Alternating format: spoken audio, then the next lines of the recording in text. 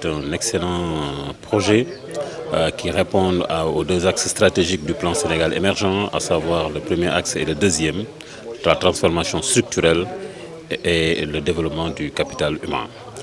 Et en ce sens, nous devons tous nous concentrer pour que ce projet-là puisse réussir. Nous avons fait une première phase, je l'ai dit tout à l'heure au directeur. Le mieux, c'est de consolider déjà ce qui a été déjà fait.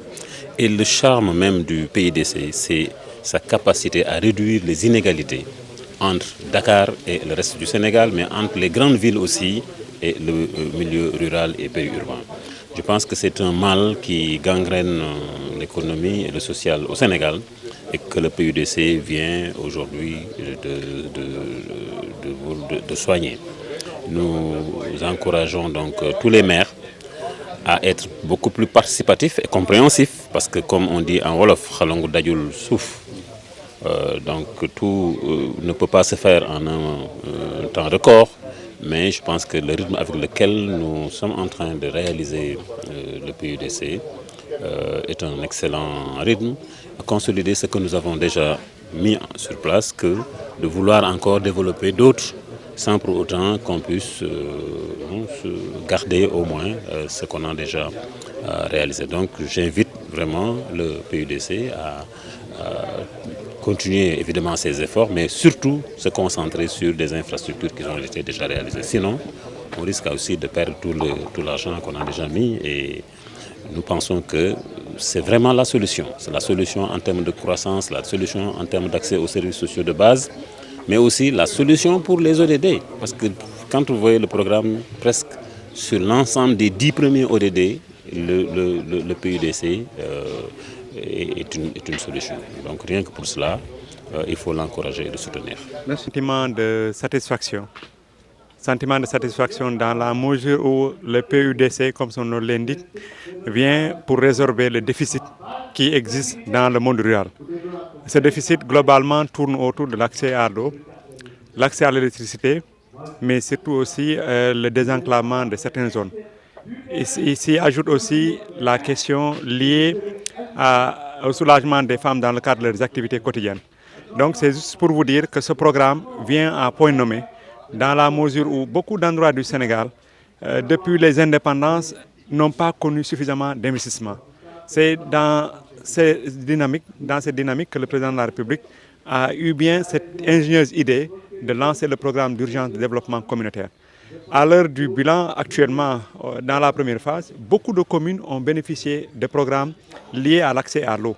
Des femmes qui faisaient des kilomètres pour avoir de l'eau potable, aujourd'hui n'ont pas à se déplacer. Deuxièmement, sur la question de l'électricité. On peut vivre dans le monde rural et quand même avoir les commodités. Les commodités, c'est avoir l'électricité, avoir de l'eau, mais aussi avoir les conditions pour pouvoir réaliser les activités économiques. C'est dans ce sens que nous, en tout cas en tant que maire, nous accueillons ce programme avec beaucoup de joie, nous accueillons ce programme avec un plaisir. Maintenant, par contre, là où il faudra noter, c'est un appel que je lance.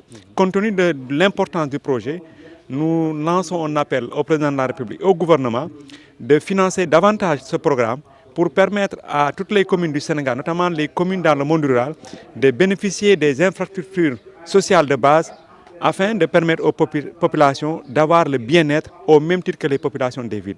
Donc nous, au niveau de la région sud, effectivement, nous attendons la deuxième phase et nous demandons quand même au gouvernement d'accélérer cette deuxième phase afin que les infrastructures, comme la question de l'accès à l'eau, vous savez très bien que des régions comme Kolda, on est en taux d'accès à l'eau potable qui tourne autour de 27%. Donc nous attendons de ce programme pour non seulement permettre aux populations d'avoir de l'eau potable, qui va impacter sur leur santé, mais surtout aussi la question de l'électricité qui se pose. Donc les choses à améliorer entre autres, c'est l'équilibre des actions. Je pense que, comme les collègues ont dit, il y a des communes qui ont presque tout eu. À côté, il y a des communes qui n'ont absolument rien eu. Et vous savez, au lancement du PUDC, le président avait dit que le PUDC va nous aider à faire du bilan au niveau de nos communes. Et imaginez une commune qui a tout eu et une commune à côté qui n'a absolument rien eu. Je pense que le maire de la commune qui n'a rien eu risque de ne pas être réélu. Et pourtant, l'objectif du PUDC, c'est de nous aider à être réélu, surtout à réélu le président. Donc c'est pour cela qu'à mon avis, Ce qu'il faut peut-être améliorer dans le cadre du PUD, c'est l'équilibre dans les actions. C'est-à-dire voir dans chaque région les communes qui ont eu, des communes qui n'ont pas eu. Essayer de jouer vraiment l'équilibre pour que chaque commune, dans chaque région, puisse en tout cas avoir une réalisation. Je pense que si les gens travaillent sur ça...